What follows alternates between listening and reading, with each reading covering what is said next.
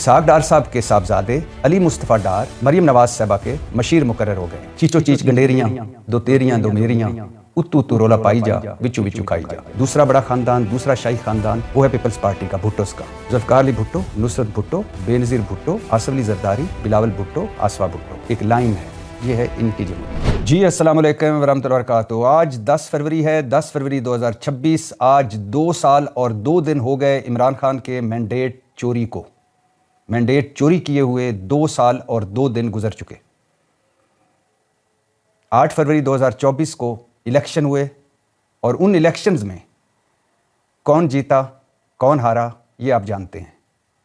Form 45 پر form 47 کیوں آیا یہ آپ جانتے ہیں۔ 8 فروری 2000 الیکشن سے پہلے پاکستان تحریک انصاف کے ساتھ کیا کچھ ہوا، الیکشن والے دن کیا کچھ ہوا اور الیکشن کے بعد کیا کچھ ہوا اب تک، یہ سب آپ جانتے ہیں۔ آج جو پاکستان تحریک انصاف پر جبر اور ظلم ہوا اس پر بات میں نے نہیں کرنی۔ جو کچھ بیت رہی ہے پاکستان تحریک انصاف کے ورکروں کے ساتھ، عمران خان سے لے کر نیچے ورکر تک تمام لوگوں کے ساتھ جو کچھ ہو رہا ہے، جو کچھ ہو چکا ہے، جو کچھ ہونے والا ہے، اس پر آج بات نہیں کرنی۔ آج بات کرنی ہے شہباز حکومت کے تقریباً 2 سال مکمل ہونے والے ہیں۔ شہباز حکومت کے ان 2 سالوں پر بات کرنی ہے۔ حالانکہ آپ بھی جانتے ہیں، میں بھی جانتا ہوں کہ 8 فروری 2024 سے پہلے، الیکشن سے پہلے جو 6 مہینے خلاف آئین کو پامال کر کے جو 6 مہینے نگران حکومت انوار الحق کاکڑ کی نگران حکومت رہی وہ بھی انہی کی تھی، اور اس سے پہلے 16 مہینے تقریباً جو شہباز شریف اور پیپلز پارٹی نے مل کر PDM 1 میں حکومت کی وہ بھی انہی کی تھی۔ تو مطلب 4 سال ہو گئے ہیں تقریباً ان کو اقتدار میں، 4 سال ہو گئے ہیں عمران خان کو اقتدار سے نکلے۔ ان 4 سالوں میں اور خاص طور پر ان 2 سالوں میں کس کس چیز کا سوا ستیاناش ہوا، آج اس پر بات کرنی ہے۔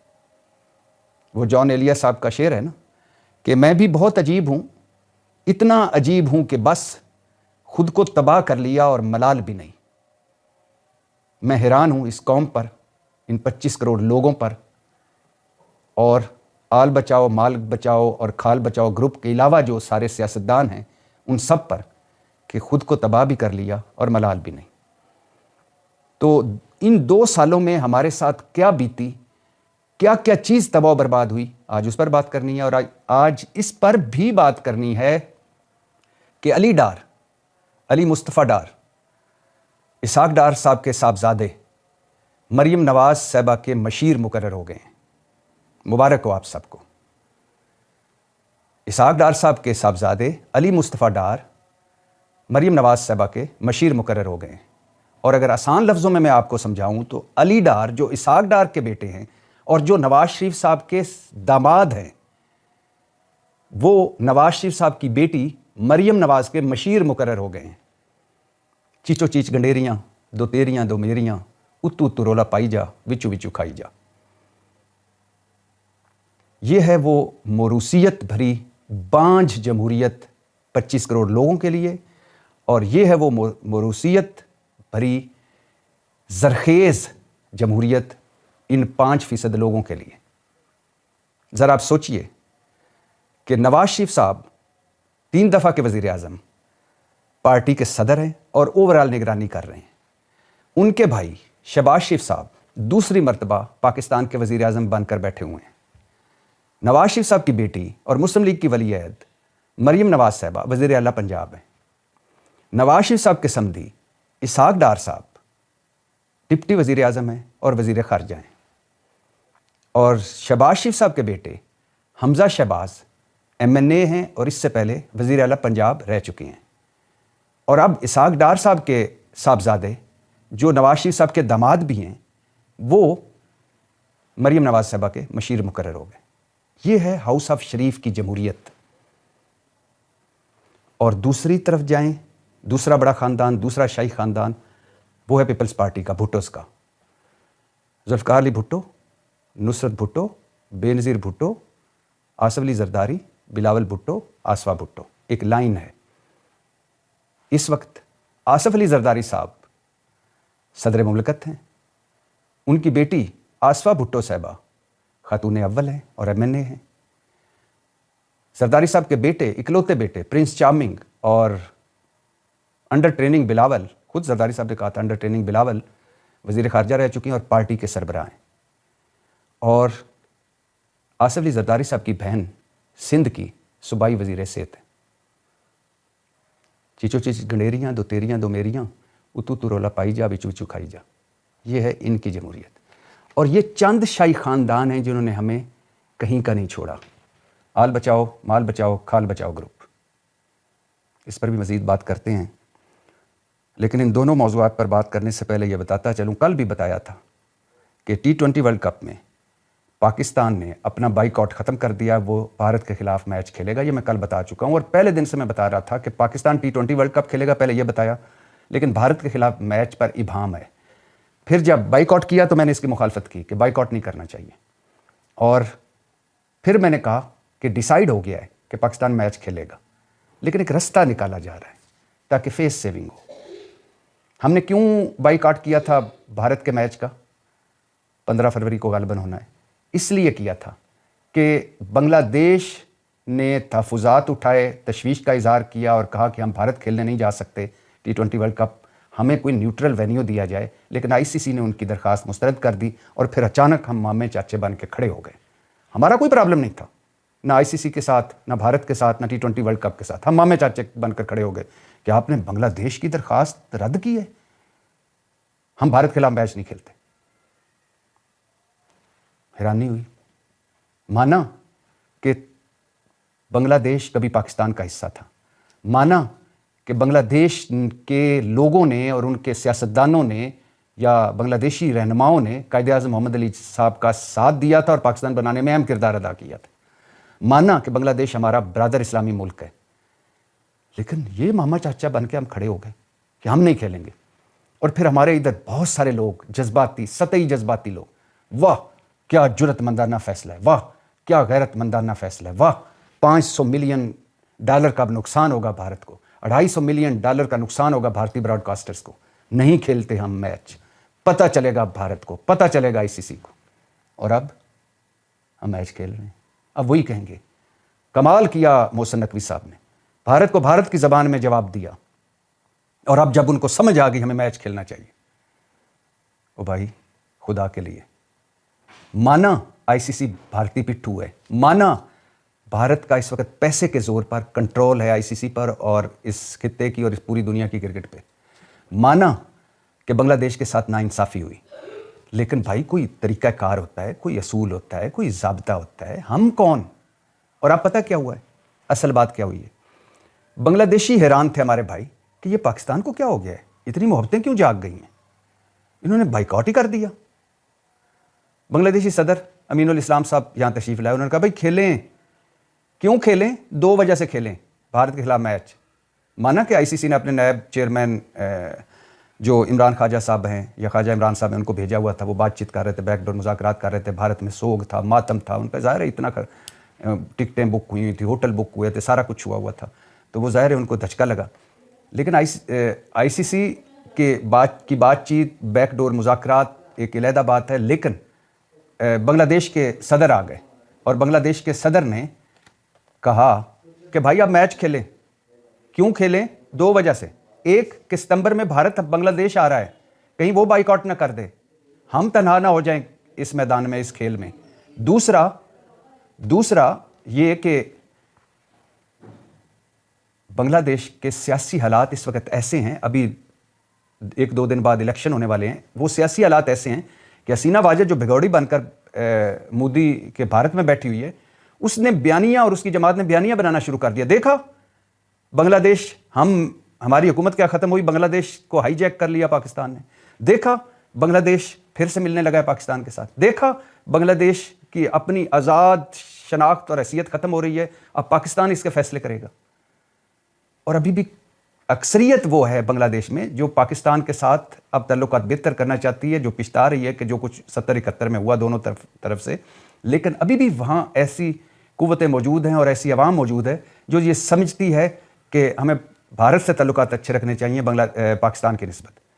تو وہ امین الاسلام صاحب آئے، انہوں نے کہا کہ الیکشن پر بھی فرق پڑے گا اور دوسرا ہمارے کھیل پر بھی فرق پڑے گا، آپ کی بڑی مہربانی، آپ کی بڑی نوازش، آپ کھیلیں۔ اور پھر سری لنکن صدر نے فون کیا حیران ہو کر، انہوں نے کہا शहबाज शरीफ साहब को फ़ोन किया और कहा कि T20 वर्ल्ड कप में भारत से मैच खेलें, बाइकआउट ख़त्म करें, क्योंकि आपका और भारत का मैच कोलंबो में है और वहाँ इतनी गहमा गहमी होगी, इतनी होटल की बुकिंग होगी, इतनी ब्रॉडकास्टर आएंगे, इतना हमें ज़र मुबादला मिलेगा, इतना टूरिज़्म होगा, हम पहले ही डामाडोल हैं। दहशतगर्दी के बावजूद हमने आपका साथ दिया और आपने हमारा साथ दिया, आप ख़त्म करें। तो लिहाजा हमने ख़त्म कर दिया बाइकआउट और आप खेलेंगे भारत के ख़िलाफ़ मैच।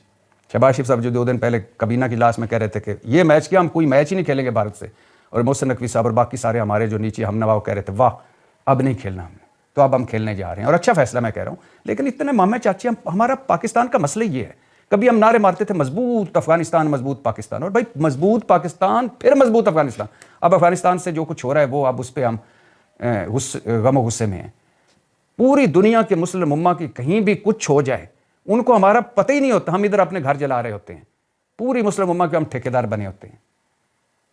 तो पहले पाकिस्तान फिर कोई और, तो अब खेलने जा रहे हैं। भाई आपको नहीं पता था कि श्रीलंका ने आपका साथ दिया हुआ है, श्रीलंका मुश्किल वक्त में आपके साथ खड़ा था। ये मैच श्रीलंका में उनके लिए कितना इंपॉर्टेंट, उनकी मईशत के लिए, उनके टूरिज्म के लिए, उनके खेल के लिए। तो आपको नहीं पता था कि बांग्लादेश का इतना आउट ऑफ वे साथ देना बांग्लादेश की अंदरूनी सियासत और बांग्लादेश के खेल के लिए अच्छा नहीं है। तो बहरहाल अब हम मैच खेलने जा रहे हैं और खैर से जुर्रतमंदाना जो हमने बाब इनकलाबी शुरू किया तो उसका दी एंड होने वाला है। वापस आते हैं अपनी जमहूरियत पर। 2-4 जुमले हैं और इस टॉपिक को डिस्कस करते हुए मुझे जॉन एलिया साहब का शेर याद आ रहा है कि एक तेरी बराबरी के लिए खुद को कितना गिरा चुका हूँ मैं। यानी मुझ पे ये वक्त भी आना था कि मैंने डिस्कस करना था मोरूसी सियासत, डिस्कस करना था कि नवाज शरीफ साहब के दामाद, नवाज शरीफ साहब की बेटी मरीम नवाज के मशीर हो गए हैं। आप अंदाज़ा करें, मैं अली मुस्तफ़ा डार की जो बैरून मुल्क क्रिप्टो खिदमात हैं या जो कुछ उन्होंने किया उस पर बात नहीं करना चाहता, वो किसी दिन फिर करेंगे कि जो कुछ उनकी क्रिप्टो खिदमात हैं मुल्क से बाहर। लेकिन अब वो मरीम नवाज साहबा के मशीर हो गए हैं। अब मेरे ख्याल से कितने बालग लोग बचे होंगे। सलमान शहबाज तो बिज़नेस कर रहे हैं, वो तो सियासत में आएंगे नहीं। जुनैद सफदर आ जाएंगे ज़ाहिर है, वो भी आखिरकार उन्होंने भी सियासत में आना है। तो मेरे ख्याल से 2-4 बालग मर्द बचे हैं, उनको भी कहीं मशीर, वैसे तो वो शाओं जैसी ज़िंदगियाँ गुजारें, लेकिन ओहदे भी दे दें। ये मुल्क चरागाह है आपके लिए, ये तोशा खाना है मुल्क पूरा। ये 25 करोड़ लोगों के लिए तो जहन्नम है, आपके लिए जन्नत है, एंजॉय करें। ये है वो मरूसी सियासत, ये है वो डब्बा बंद जमहूरियत, ये है वो मरूसी जमहूरियत कि अपने ही लगे हुए हैं एक दूसरे के, खुद को ही ओहदे देने में लगे हुए हैं। बाप गया तो बेटा, बेटा गया तो दामाद, दामाद गया तो बेटी, बेटी गई तो उसका दामाद, तो आपस में ही लगे हुए हैं। और इसी को जब एक्सपोज किया तो तब मैं कहता हूं कि इमरान खान ने शऊर दिया। शऊर के बगैर भेड़ बकरियां होती हैं लोग, और ये भेड़ बकरियां ही चाहते हैं कि जो हमारे आगे सर झुकाकर चलते रहें, इनको रोटी और तमाशों में उलझाए रखो। अब अली डार साहब मरीम नवाज साहबा की मुशावरत करेंगे, नवाज शरीफ साहब के दामाद नवाज शरीफ की बेटी की मुशावरत करेंगे। माशाअल्लाह जी, सुभान अल्लाह, इसमें भी अब बरकतें आएंगी। आल बचाओ, माल बचाओ, काल बचाओ ग्रुप। 2 साल शहबाज शरीफ साहब के। और सबसे पहले रोज़गार की बात कर लेते हैं। बेरोज़गारी रिकॉर्ड साज है इन 2 सालों में और ख़ास तौर पर 4 सालों में। आज आप इमरान खान दौर के फिगर्स उठा लें, मईशत उठा लें, तिजारत उठा लें, सरमायाकारी उठा लें, मुल्की हालात उठा लें, तो सवा सत्यानाश हो चुका है सब चीज़ों का इन 4 सालों में। 16 महीने शहबाज हुकूमत PDM 1 निगरान हुकूमतें, और अब 2 साल ये जो इलेक्शन 8 फरवरी 2024 को इलेक्शन हुए थे। अच्छा, ख्वाजा आसिफ साहब क्या फरमाते हैं? मुल्क में सबसे ज़्यादा रोज़गार मुहैया करने वाला शोबा गदागरी है। तो ये है जी रोज़गार की सूरत हाल। एहसन इकबाल साहब मनसूबाबंदी के वज़ीर, हम जिस मकाम पर 28 साल पहले थे आज उसी मकाम पर बड़ी ढिठाई से खड़े हैं। ये है जी तरक्की इस मुल्क की। उनकी ज़ुबान में बता रहा हूँ। औरंगज़ेब साहब हमारे वज़ीर ख़जाना, हाँ ये सच है कि मुल्की और गैर मुल्की कंपनियां मुल्क छोड़कर जा रही हैं, इंडस्ट्री का बुरा हाल है, क्योंकि पूरे खित्ते में सबसे महंगी बिजली हमारी, सबसे ज़्यादा टैक्स हमारे, ये है हमारी मईशत। और फिर हुकूमतें सालाना $17 अरब की मरात और सहूलतें दे रही है तबका अशराफिया को, UNDP की रिपोर्ट कह रही है। ये है जी यहाँ का तबका अशराफिया।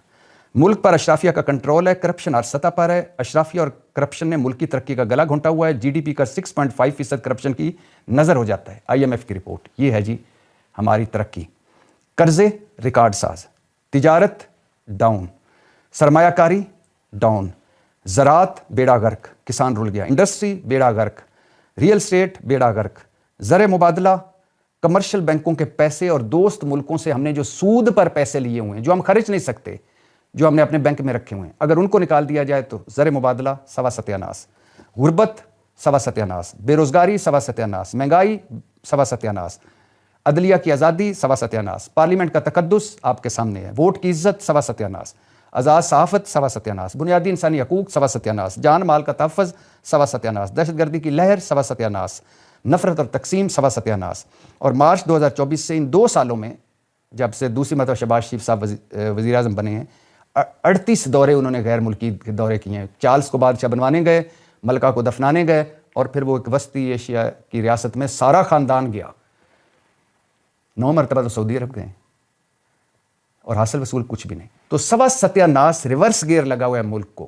ان 2 سالوں میں ہر چیز کا سوا ستیاناس ہوا ہے، ہر ادارے کا۔ اخلاقی بنیاد ختم، منطق اصول ختم۔ پیپلز پارٹی اور مسلم لیگ نون اگر اکٹھے ایک چھت کے تلے اقتدار شیئر کر رہے ہیں تو آپ دیکھ لیں۔ اپوزیشن کی میں بات نہیں کر رہا، جو پی ٹی اے کے ساتھ ہوا وہ بات نہیں کر رہا، میں بات کر رہا ہوں جان مال کا تحفظ عام پاکستانی کو کوئی نہیں، رول آف لا کوئی نہیں، دہشت گردی کی لہر آپ دیکھ رہے ہیں، نفرت اور تقسیم گھر گھر دیکھ رہے ہیں، بنیادی انسانی حقوق ختم، چار دیواری کا تقدس پامال۔ یہ ہے ان کی 2 سالہ کارکردگی، یہ ہے ان کی صورتحال۔ اور یہ ہمیں کہتے ہیں کہ ہمارے ساتھ جڑے رہیے گا، ہم نے ترقی اور خوشحالی آپ کو دلانی ہے۔ اڑان پاکستان اڑان بھر چکا ہے، اب ہم ترقی اور خوشحالی کی طرف بڑھ رہے ہیں۔ مطلب کہ پشاور والی بس میں بیٹھ کر ہم لاہور جانے کی کوشش کر رہے ہیں۔ ان کی باتوں کو پر اگر غور کریں تو ککر کو روز ہم کھاد اور پانی ڈالتے ہیں کہ اس پر انگور لگیں گے، ان کی باتوں پر اگر یقین کریں تو یہ ہمارے اصل مسائل ہیں۔ جب تک ان لوگوں سے جان نہیں چھوٹے گی ہمارے مسئلے حل نہیں ہوں گے، یہ لکھ لیجئے گا۔ یہ اصل مسائل ہیں ہمارے، پہلے ان سے جان چھڑانا ہوگی، کوئی نئی قیادت آئے گی تو پھر ہماری بہتری ہوگی۔ ان کے ہوتے ہوئے کچھ نہیں ہو سکتا۔ دنیا کا 4تھا 5واں بدترین پاسپورٹ ہے، اور بیرون ملک ہمارا کیا حال ہے وہ بھی آپ جانتے ہیں۔ بھارت کہاں پہنچ گیا، چین کہاں پہنچ گیا، کوریا کہاں چلا گیا، دنیا کہاں چلا گئی، ویتنام کہاں چلا گیا، میں ملیشیا کہاں چلا گیا، ان ملکوں کے نام لے رہا ہوں، وہ ملک جو کم از کم ہمارے بعد میں ہوئے، یا جنہوں نے ترقی کرنی تھی، یا جو ہمارے بعد آزاد ہوئے، یا جو ہمارے جیسے ہیں۔ دنیا کہاں سے کہاں چلی گئی اور ہم ریورس۔ تو یہ ہے ان کے 2 سالہ۔ میں الیکشن کی بات نہیں کر رہا، الیکشن چوری کی بات نہیں کر رہا، جو عمران خان کے ساتھ ہوا وہ نہیں بات کر رہا، جو عمران خان کی پارٹی کے ساتھ ہوا وہ بات نہیں کر رہا، جو اب ہو رہا ہے وہ بات نہیں کر رہا۔ میں کر رہا ہوں ان کی کارکردگی، ان کی پرفارمنس، کہ اتنا کچھ کرنے کے بعد بھی یہ ڈیلیور کیا کر رہے ہیں۔ 26ویں 27ویں یعنی ترمیم، الیکشن ایکٹ ترمیم میں، نیب ترمیم میں، پیکا ایکٹ، اور پتہ نہیں کیا کچھ، ساری قانون سازیاں اپنے لیے۔ تاحیات استثناء ہے صدر زرداری کو کہ اب ان کو کوئی نہیں پوچھ سکتا صدارت کے بعد بھی، سیاہ کریں سفید کریں۔ کبھی کسی ملک میں ایسا ہوا؟ تو سوا ستیاناس ہے جی ملک کا، اور آل بچاؤ مال بچاؤ کھال بچاؤ گروپ موجے کر رہا ہے۔ پاکستان زندہ باد۔